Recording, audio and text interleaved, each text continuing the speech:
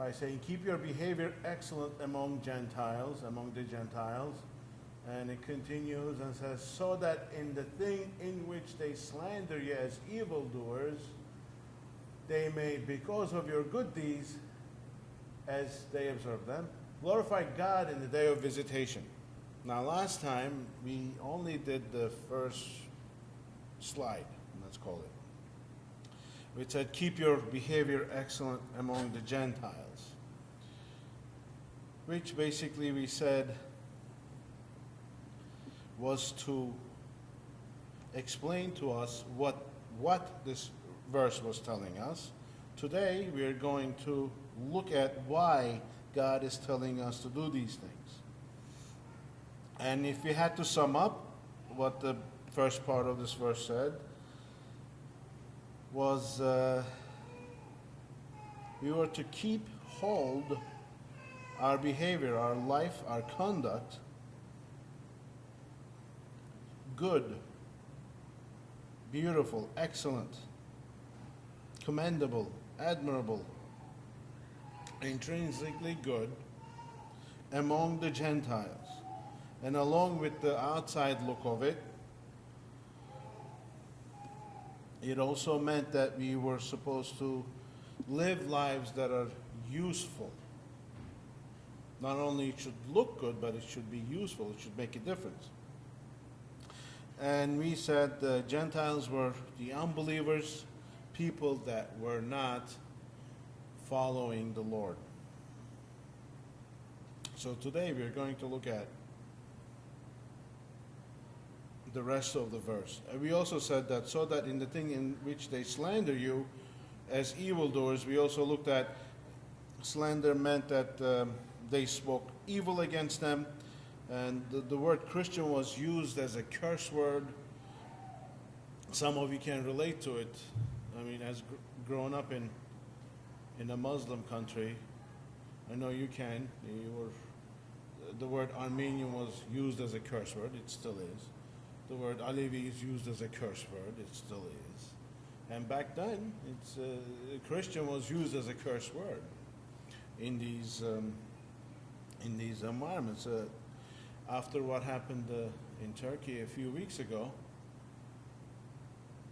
some, I guess, parties or factions in Turkey are blaming this other guy that lives in America, and he says, and they're saying that, yeah, his ancestors were Armenian, as though he must be evil because his ancestors so therefore he must be guilty, you know.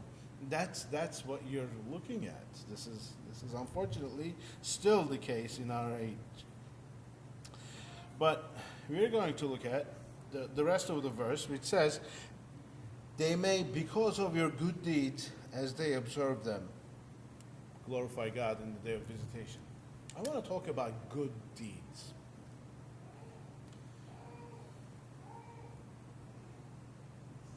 When we read our New Testament, Old Testament, when we read our Bible, we see clearly a Christian is someone who does good deeds.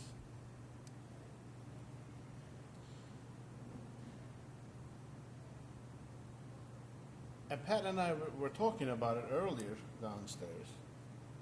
Some people get caught in this idea of good deeds and their understanding of it, and then they limit Christianity only in shape of those good deeds. Now, as we always say, Christians do good deeds, but it's not because of their good deeds they're Christians. They do good deeds because they're Christians. It sounds simple, but that's the case. In order to become a Christian, we don't do good deeds.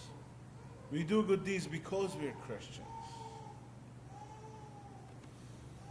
Now, there are many verses that I have here. I'm not going to go through all of them one by one.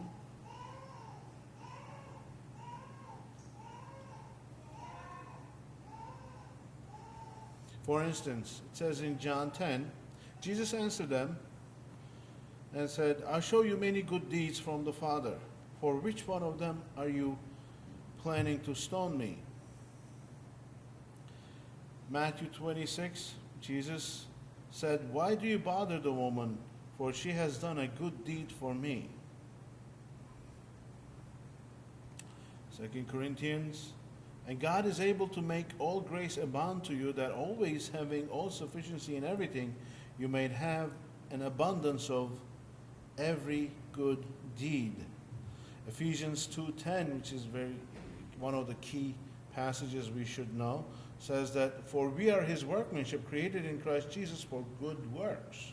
God made us to do good works, right? Colossians chapter 1, verse 10, so that you will walk in a manner worthy of the Lord, to please him in all aspects, bearing fruit in every good work. And we can keep going on in Thessalonians. Comfort and strengthen your hearts in every good work. And there's a bunch of references in Titus, or rather by means of good works, having a reputation of good works. Likewise also deeds that are good. 2 Timothy, therefore, if anyone cleanses himself from these things, will be a vessel for honor, sanctified, useful to the master, prepared for every good work. And we can go on and on and on. It's no coincidence, it's not a secret that God calls us to do good works. But I want us to focus on a deeper meaning of this. Now, on the surface, we are told that because of your good deeds, they may observe and glorify God. With this teaching, there is a danger. Like when you become a believer, you're saved by God's grace.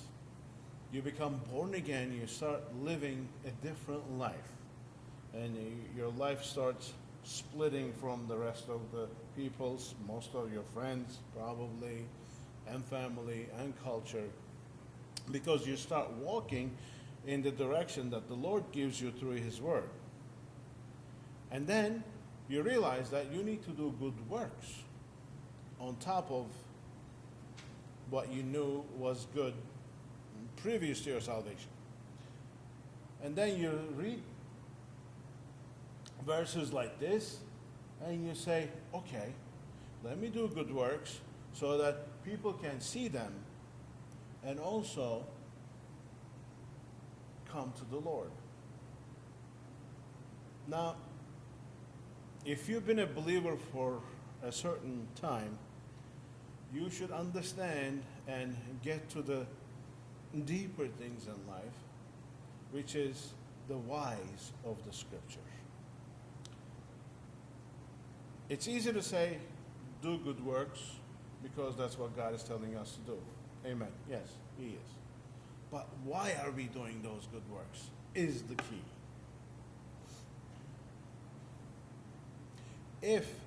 This might sound controversial, but if I am doing my works so that people can see, that's not glorifying God. If I am living a certain way so that people can see what Steve is doing or acting like, and my motivation is so they can see me, so that they can become a Christian like me, that is wrong. How many of you agree with this? Does anybody disagree with this? Don't just say yes because I'm saying it. Do you truly think what I'm saying is correct or not? Because it's so important. Look, Jesus clarified it so beautifully, just like he always does. The motivation of good works is Matthew chapter 5, verse 16. Here's the key. Let your light shine before men in such a way that they may see your good works and glorify your Father who is in heaven. Now, you might say, this is almost exactly like this, right? Jesus said in Matthew 5, let your good works so shine that people can see and glorify your God, your Father in heaven. And Peter is telling us, do good deeds as these people, the unbelievers observe them and glorify your God in the day of visitation. They sound exactly alike, but there is a slightly deeper explanation in what Jesus is saying. And the key is this: let your light so shine in such a way, that's the key, in such a way is the difficult part. Now, it's easy to do good works so that people can see. You know, give money, do this, help out, get a lot of things done for people. Those are good works. But why am I doing those things? If my motivation is so that this person can see and can come to the Lord because of what I am doing, it's a little dangerous. You see, I want your attention on these two words. Let your light so shine. Let your light so shine in a way that you are not glorified. That's the key. That God is. Become a Christian. Do your good works in such a way that when an unbeliever sees you doing all these things, they don't say, oh, look what she's doing, or look what he is doing, look what kind of great life he or she has, but they could see through you and see God. Do you understand the difference? God cares more about why you do something than what you do. You could do a lot of the good things and the right things, but your motivation is more important to God. You see, if I am doing, pride is so sneaky, okay? You could be a Christian and you could do a lot of good things. You could do a lot of good works. You could make a huge difference in people's lives. But if you are shining through those things, you have no eternal blessing. And in the continuation of these verses, Jesus talks about how, don't be praying in the middle of the street, or don't be, giving your money with fanfare and let everybody do it in secret. Why? Your motivation. God cares more about your heart than what you do. What you do is granted. I'm not saying you shouldn't do anything. We should, but we should have the right motives, right reasoning. How do you do your good deeds so that not you, but God is glorified? You see, it's time to go a little deeper in our faith. It's not just good enough for us anymore to say, you gotta do good deeds. Of course, we know we gotta do good deeds. But now we have to judge the intents of our hearts. Because we're gonna we're gonna have to answer for the intents of our hearts. Look, we are told very clearly in 1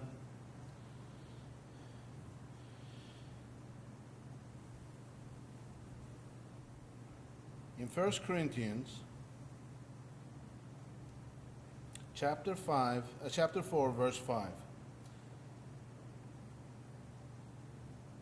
The motives of our heart will be weighed. Right? God's going to look at why we are doing what we are doing. And since God, it's not going to be hidden from God, we should be more mindful of our motives. Look at why you want to do certain things. I'm not saying that you should stop doing good works. Please don't misunderstand me. But why you're doing good works is equally as important. make sure that you get out of the way. Make sure that it's not you that gets the recognition and the praise, but God who gets glorified. Now, in every instance, it's different. In every situation, it's different. How are we going to know what's what, when's when? Well, that's when your walk with the Lord comes into the picture. We have to be so in tune with Him.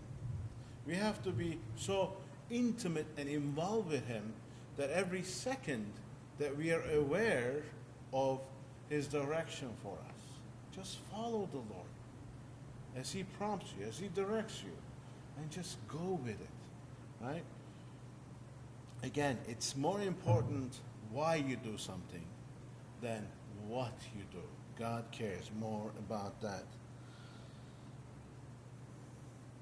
And I'm just going to skip to the next part of the verse that says, the day they might glorify God in the day of visitation. Now there are, in the Old Testament, the day of visitation is a common phrase, right? There are two reasons why God would come to visit His people. One is for blessing, the other one was for judgment, right? God, when He visits, He brought judgment, as you can see in Isaiah and also in Jeremiah. And also, He visited for blessing, for deliverance, for rescue, for salvation. He visited His people in Exodus to bring them out of Egyptian bondage. He visited His people to bring them out of Babylonian captivity. In 1 Samuel, you see God visited Hannah to rescue her from her barrenness, right? But in the New Testament, in this context, what do you think it means the day, when the verse says the day of visitation? What do you think Peter is telling us today about the unbelievers' state in that situation? What is the day of visitation for them, you think? Now he's telling us, live such great lives, so wonderfully, so beautifully, for all the right reasons, so that when the unbeliever sees you, they will glorify God in the day of visitation. This is the when part of the verse. He told us what to do. He told us why to do it. Now this is when it's going to happen. This is kind of for the why continuously. But what is the day of visitation? What is it? When is it? What do you think? Live such great lives so that on that day, whatever that day is, they might praise God. What day is that, you think? Yeah, there are varying views on this. Some say that it's when you just continually set an example for the unbeliever and pray for them, and hopefully if they come to the Lord one day, that is the day of visitation in which they will understand that, oh, you were doing those things so that God would get the glory on that day. And there is the other part, which I agree with.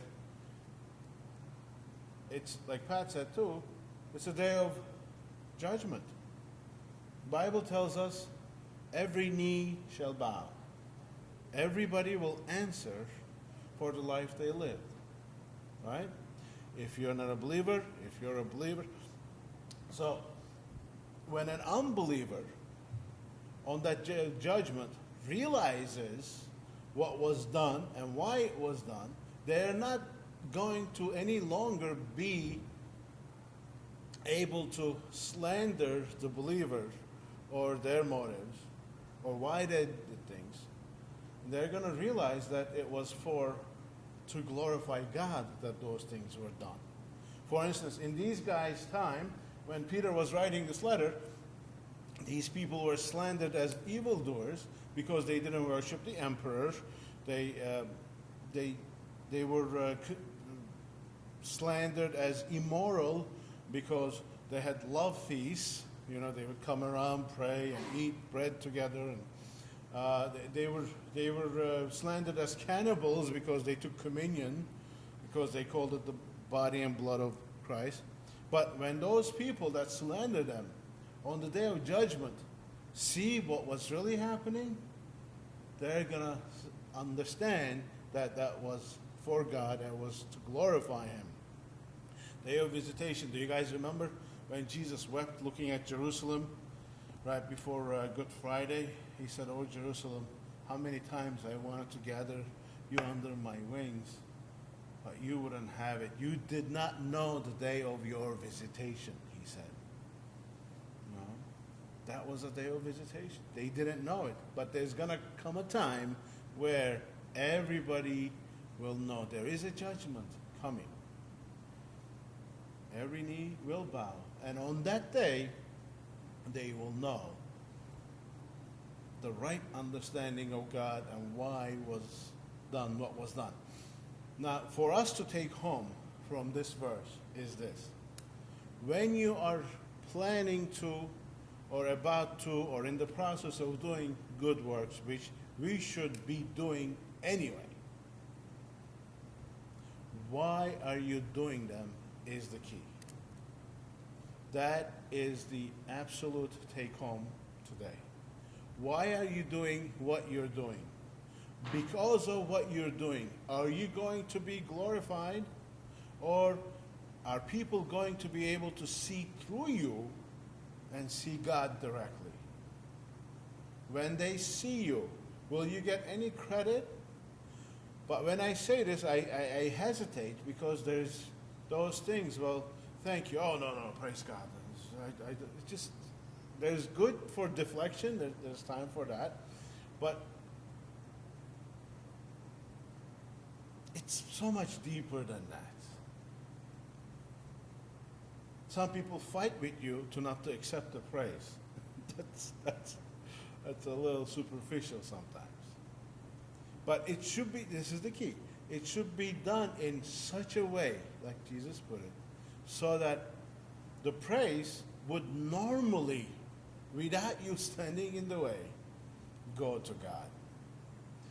That's the key. That's the challenge. And this is the take home today. Judge your motives when you're going to do good things. If it's only to be seen a certain way, if the good works are only to be seen a certain way, that's not pleasing to God. Your motives, your reasons has to be pure. So when you're done, let's say, with your good works, it is God who will get the glory, and you will not even be a thought. How and why you're going to pull this off? I mean, how and when you can pull this off, like I said, is going to be dependent on your relationship, your intimacy with the Lord on a second-by-second basis. But this is the take-home from today. Why I do what I do. That's what God cares more about than what I do. It's not how much money you give, it's why you gave that money. It's not how much you helped other people, but why you helped other people. If it's to be seen a certain way, you have no reward, because God is going to look at the intents of the heart. So, since God is going to so look at the hearts, look at your own heart. Turn within and judge yourself. Why am I doing this, truly? Why am I doing this? Is it to get praise from man? Is it to be recognized? And like I said, you can cloak it in a very godly way too. You could say, well, this is so that they can see this, so they will see that Christianity is like this, so they will come to the Lord. That is only partly true. If your motive is not that God would be glorified, don't do it. Again, we must do good works, but it needs to be coupled with the right motives. Amen?